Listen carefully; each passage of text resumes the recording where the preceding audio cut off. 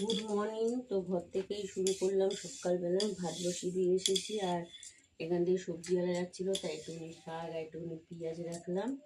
এখন যে রান্না বান্না করবো, যেটুকুনি করবো তোমাদেরকে শেয়ার করবো। এই রুটি করছি, রুটি নিয়ে যাবে। আর ছিম চচ্চড়ি করে দিয়েছি। ছিম চচ্চড়ি এই যে বাটির মধ্যে রেখেছি, এই ছিম চচ্চড়ি আর রুটি দিয়ে দেবো, নিয়ে যাবে। আর কালকে একটু তরকারি রয়েছে, রাত্রিবেলা করেছিলাম সয়াবিন আলু দিয়ে, ওইটা দিয়ে খেয়ে যাবে। যে রান্না বান্না হয়ে গেল। কালকে এত কাচাকুচি করেছি, তো একটুখানি বেশি খাটলেই শরীরটা খারাপ করে।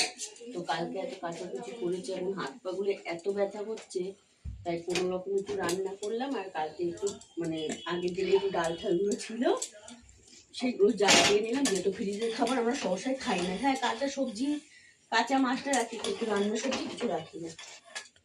ওর জন্য একটু ডিমের ঝোলটা মানে করে নিলাম মামা করে। ওই জন্য মাছ খেতে যে বারণ করেছে, ওই জন্য আনিনি। আর শনি মঙ্গলবার তো আমরা নিরামিষ খাই। ঘর বাড়ি নোংরা থাকলে আমার অস্বস্তি লাগে, ওর জন্য একটা ঘর, একটা রান্নাঘর সারাদিন পরিষ্কার করতে থাকি।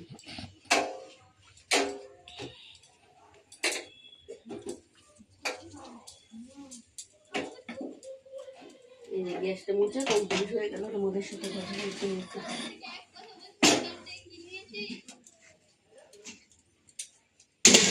ভাত করেছি, এই যে ভাত। আর আজকে রান্না করেছি, বেশি কিছু করিনি। কপি দিয়ে যে তরকারি করেছি, আর এটা হচ্ছে পাতা বাটা করেছি। আর কালকে হচ্ছে একটু ডাল ছিল, এই ডালটুক। আর পরশু দিনের একটু মাছ ছিল, এই যে মাছটুক। আর কিছু রান্না করিনি। আর তোমরা পাশে থাকো, সাপোর্ট করো, একটা করে লাইক করো আর সাবস্ক্রাইব করে দিও। আসছি কেকের হচ্ছে ব্যাটার, এই যে গুলে নিয়েছি। তো মেয়ে বলছে দোকানে কেক খাবে না, তো কেনা কেক খাবে না, তা আমাকে বলছে বানাতে। তা আমি চেষ্টা করছি বানানো, যদি হয় পুরো লুকটাই তোমাদের দেখাবো। এই যে কেক করেছিলাম তখন তোমাদের দেখিয়েছি যে বানাচ্ছি কেকটা। তো এই যে বানিয়েছি, এই যে কেমন হয়েছে তোমরা বলবে। এই যে ফাইনাল লুক কেকের, মেয়ে বলেছে ওর জন্য বানালাম। এবার কেকটা কেমন হয়েছে দেখে বলবে ফাইনাল লুক। আর রাত্রিবেলা আমাদেরও আনবে কি না আনবে জানি না, কিন্তু মেয়ে বায়না করেছে বলে ওর জন্য আজকে বানালাম।